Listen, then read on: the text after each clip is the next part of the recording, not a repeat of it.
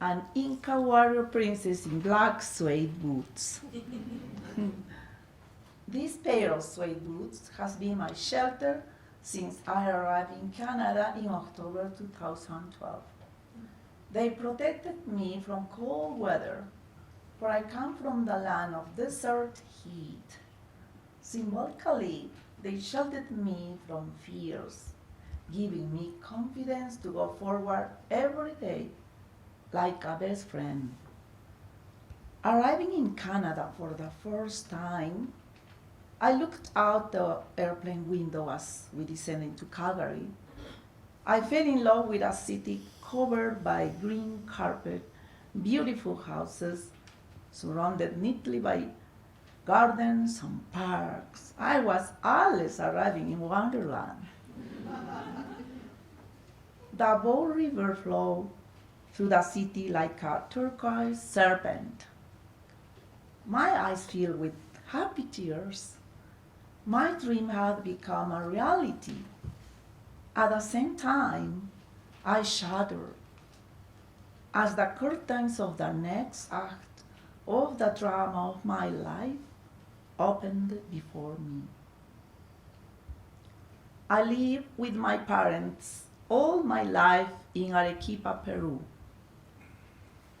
According to my culture, a woman cannot leave her home until she is married. Although I was an adult, my mother was two eyes constantly watching over me. When I went out at night with friends, my mother wouldn't sleep until I arrived home. I was not free, I was not Ysabel. My father, a spiritual man full of faith, was the lantern of my life. He taught me to have faith and to believe that I could do whatever I set my mind and heart to do. Since I was a teenager, I dreamed to go to Canada, the land of mountains and lakes. When my father died suddenly in 2000, I knew in my heart I had to fulfill my dream. He would want this for me. With my father's confidence swelling in my heart, my mother crying, and me in tears, I boarded a plane to Canada on October 1st, 2012. One day later, I stepped on Canadian soil for the first time. I came to Canada through the Living Caregiver program as a nanny. I worked for a family with a 3-year-old girl. They gave me a bedroom with a big window in front of a garden. At first, I felt so happy and free, but after a while, it became my prison. The family expected me to teach their 3-year-old girl to speak Spanish. I was a good teacher, but not a miracle worker. They set up a classroom with a desk and a whiteboard. I had 2 hours every morning to teach her Spanish. But she all wanted to do was play. Her mother became upset with me, and suddenly my happiness turned to insecurity. In spite of creeping fears, I experienced great joy the first time. I saw falling snow.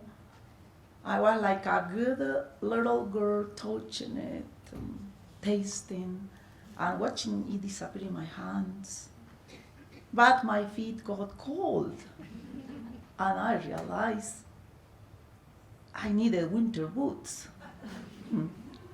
With Pamela, my first Canadian friend, I went to the shoe company.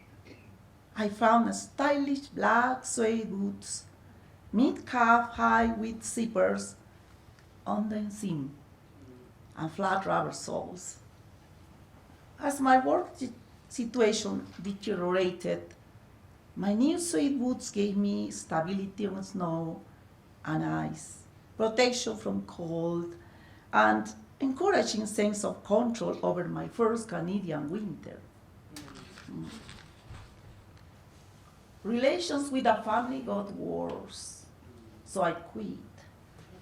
Within 2 weeks, I was on my own, walking the streets in my black suede, with suede boots without destiny, and heavy tears rolled down my cheeks, falling down upon my boots, making black dots on the suede. Witnesses to the saddest day of my life in Canada. I was a bird without a nest.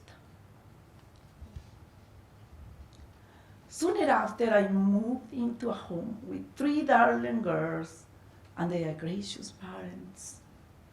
I fell in love with a handsome Canadian Patrick who called me his Inca warrior princess.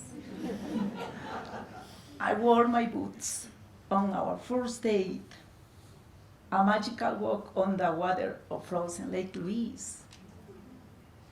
We got married in June 2016 at St. Mary's Church in Banff. He's my perfect match. I'm now a bird with a nest in the Bow Valley of the Canadian Rockies, where I still wear my black suede boots. Thank you.